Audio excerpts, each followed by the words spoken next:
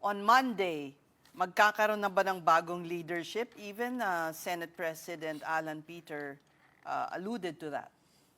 Aba, hindi ko alam. No? Parang may alam ka.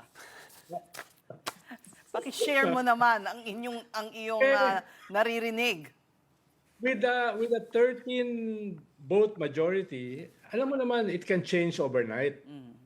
At siyempre, sa Monday, overnight din yun. Okay. Well, missing ang isa sa 13, di ba? O, hindi na yun makakaboto.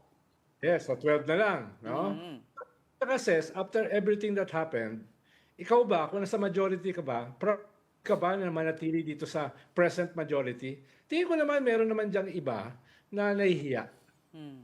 Fearless forecast. Sino yung tingin mong pwedeng or baka nagsisi or nagregret sa mga pangyayari this week?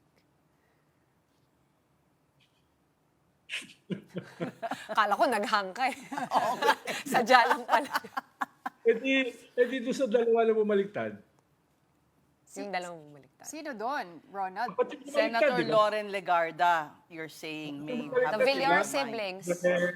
Pia, dalawang bilyar, di ba? Eh si Pia from the very start, ko naman yun, Trojan horse. Di ba?